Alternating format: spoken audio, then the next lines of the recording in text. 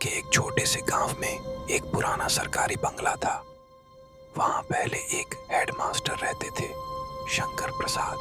बंगला बहुत बड़ा था, पर अजीब बात यह थी कि उसके ऊपर वाले फ्लोर पर जाने की मनाही थी। गांव वालों का कहना था कि वहां से कभी कभी रात को किसी के चलने की आवाज आती है, पर शंकर सर इन बातों पर विश्वास नहीं करते थे। दिन में वह घर बिल्कुल ठीक लगता था, लेकिन जैसे ही रात होती वैसे ही वह बेहद डरावना लगने लगता था।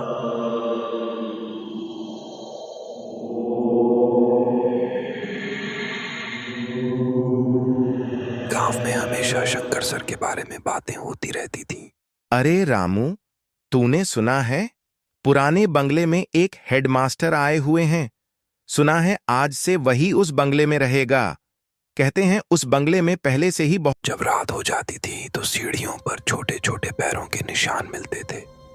ऐसा लगता था जैसे वहां कोई चलकर अचानक रुक गया हो।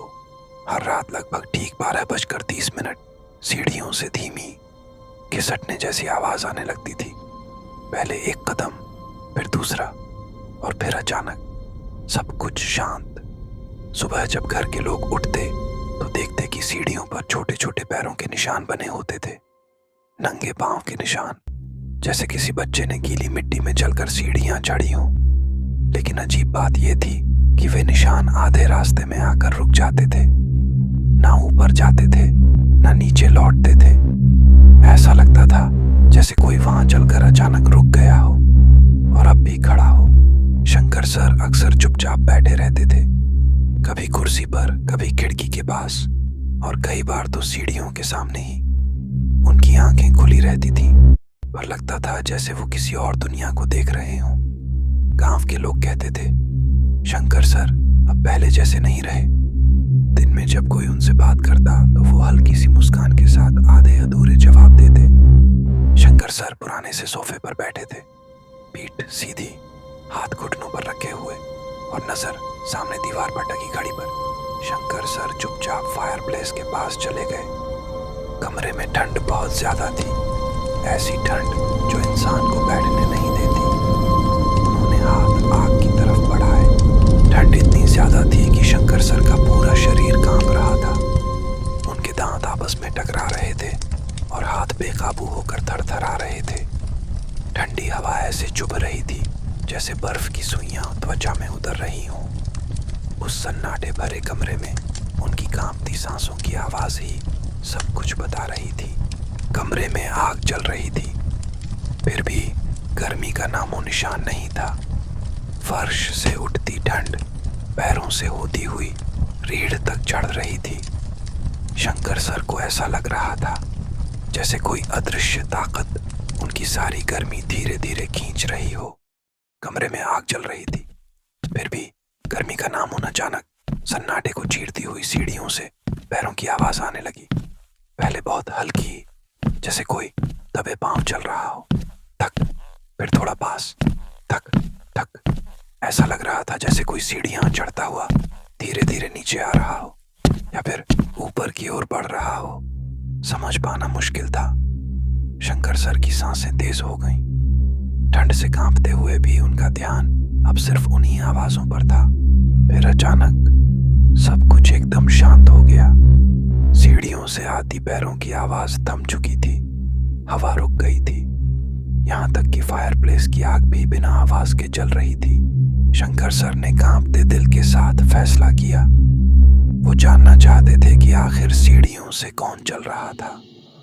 उन्होंने धीरे धीरे कदम बढ़ाए। हर कदम भारी लग रहा था, जैसे फर्श उन्हें रोकना चाहता हो। कमरे की रोशनी पीछे छूटती जा रही थी और आगे सिर्फ अंधेरा था। शंकर सर वहां पहुंचे और चारों तरफ देखा। सीढ़ियां खाली थी। अचानक वहां एक बच्चा प्रकट हो गया। वो उसके आंखों से खून निकल रहा था।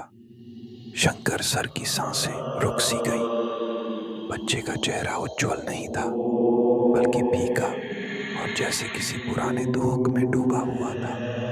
बच्चा सिर्फ उनकी ओर घूरता रहा। उसके होंठ हिले नहीं, लेकिन उसकी आंखों में अद्भुत क्रोध और दर्द साफ झलक रहा था। शंकर सर एक जगह खड़े होकर उसे बच्चे को घूरते रहे। अचानक पूरा मकान धुएं से भर गया। शंकर सर, जो सीढ़ियों के पास खड़े थे, ने जैसे ही चारों ओर देखा, उनकी आंखों के सामने धुंध का एक घना पर्दा छा गया।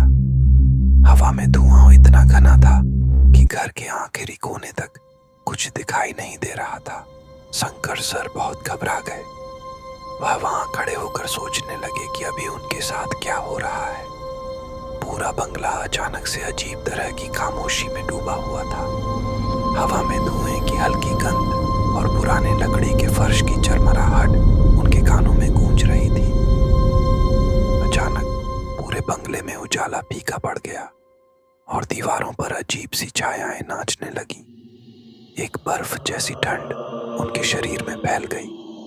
शंकर सर को महसूस हुआ कि यह कोई साधारण प्रेत नहीं है, यह कुछ पुराना, बहुत पुराना है। शंकर सर अचानक घर से बाहर निकल गए। उनके कदम तेज थे, जैसे कोई पीछा कर रहा हो। बाहर का मौसम भी किसी डरावनी कहानी की तरह था। शंकर सर सबसे पहले वह सीधे गांव के मुखिया राजदीन के घर पहुंचे। राजदीन अपने घर के बाहर 2-3 लोग साथ थे, लेकिन जैसे ही उन्होंने शंकर सर को देखा, उनकी आंखों में चिंता झलक गई। शंकर सर ने तुरंत बिना किसी देरी के सारी बात बतानी शुरू की और फिर गांव का एक बहुत पुराना आदमी शंकर सर को उस मकान का पूरा सच बताने लगा कि उस घर में यह सब क्यों हो रहा है, वहां कितने लोगों की जान गई है और क्यों उस घर में जाते ही सबकी जिंदगी खतरे में पड़ जाती है। शंकर सर, उस घर में एक राहुल नाम का बच्चा सीढ़ियों पर खेल रहा था और फिर अचानक उसका पैर फिसल गया और वह नीचे गिर गया, लेकिन सीढ़ियों के आखिरी हिस्से पर जाकर ही वह बहुत बेरहमी से मर गया। तब से उसकी आत्मा उस मकान के ऊपर वाले हिस्से में घूमती रहती है और जब रात होती है वह सीढ़ियों से उतरकर आखिरी सीढ़ी पर रुक जाती है और जो भी वहां जाता है वह वहीं का होकर रह जाता है।